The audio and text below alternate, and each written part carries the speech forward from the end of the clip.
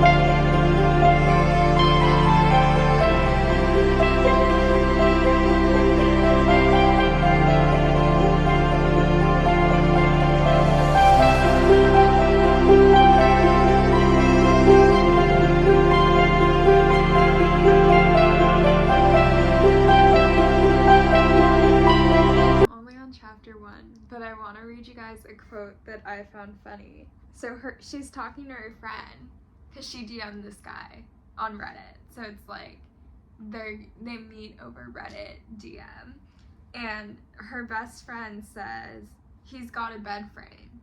She goes, so that's a green flag. The closer to the floor the bed is, the worse humans they are. Every guy who pretends to forget his wallet on a date 1,000% sleeps on a futon or a mattress on the floor. I make them send me a picture of their bed before I show up. And I deduct points for sleeping bags as blankets, even if they do have a headboard. Why? Because sleeping bags have floor energy. It just made me laugh. I mean, that's kind of iconic of her, honestly. Good for her.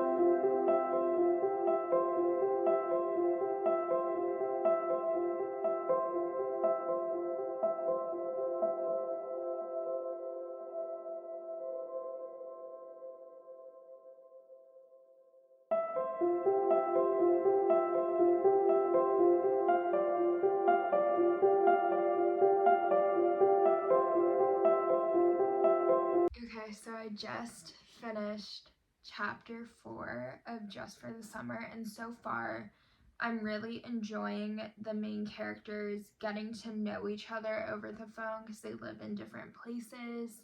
And I'm not going to spoil anything, but I just found out the male main character's mom is going away for a reason, and that, sorry, my bookmark, and that he's going to have to take custody of his 3 younger siblings, so I'm definitely intrigued in learning why.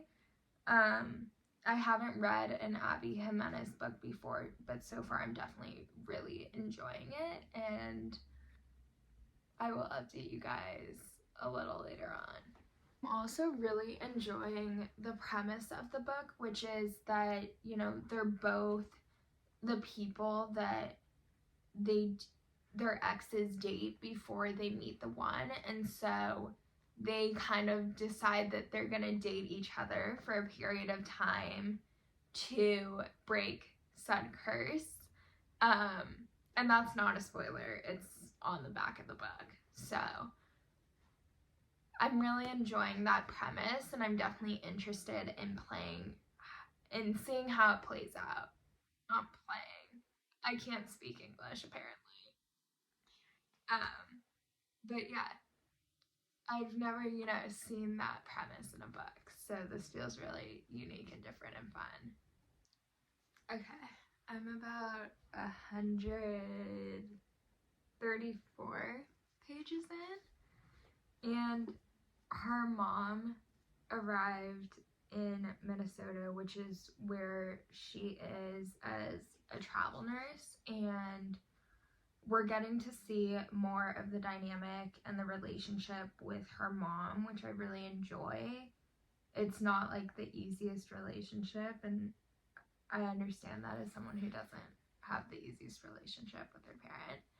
But so far, I really like Justin, the way that he stayed with her when she got invited to dinner with the mom and her landlord.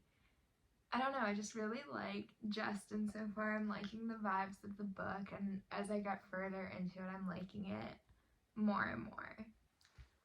Okay, I love how after her first day of work as a travel nurse, he texted her and asked how it was, and when she sent him a thumbs down, he immediately called her. I love their relationship so far, and I know they're only dating to break a curse, but I just love their dynamic so far. I love that he checked in on her, and when he heard it was bad, he immediately called her. Okay, so he opened up to her about what's going on with his mom and how angry he is, and there's 2 quotes that she said that really resonated with me and that I wanted to read. Unhealed trauma is a crack, and all the little hard things that trickle into it that would have rolled off someone else settle. Then when life gets cold, that crack gets bigger, longer, deeper. It makes new breaks. You don't know how broken she was or what she was trying to do to fill those cracks. Being broken is not an excuse for bad behavior. You still have to make good choices and do the right thing, but it can be the reason, and sometimes understanding the reason can be what helps you heal. And then he asks, how do you learn to forgive my mom? And she says, you don't have to forgive her, you really don't. You can still love someone that you've decided not to speak to anymore. You can still wish them well and hope for the best for them.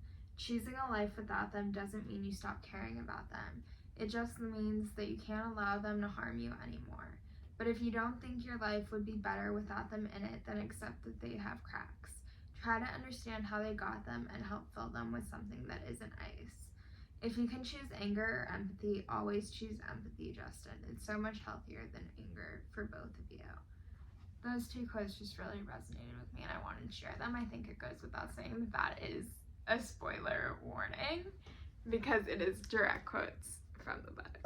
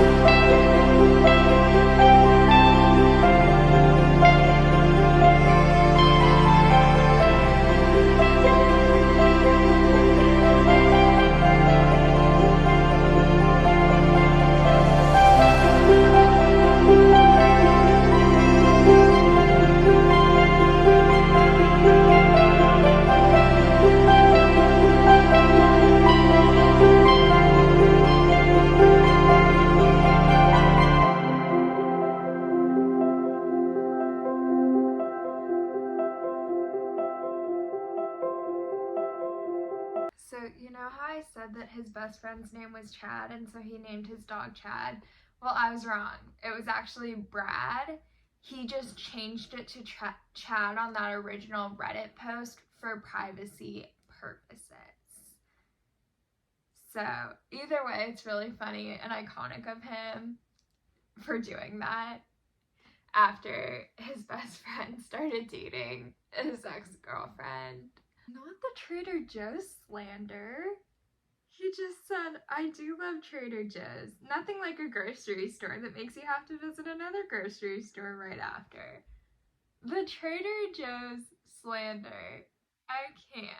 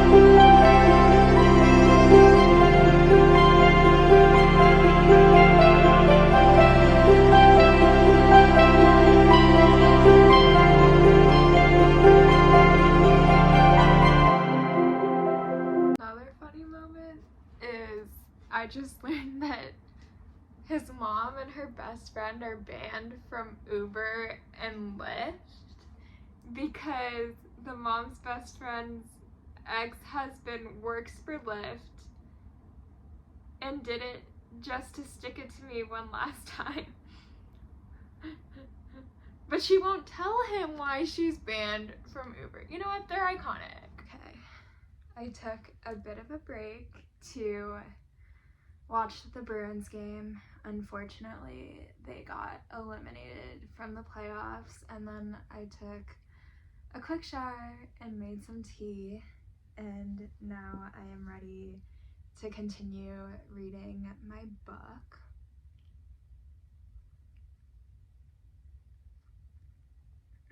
It's cinnamon tea, it's so good.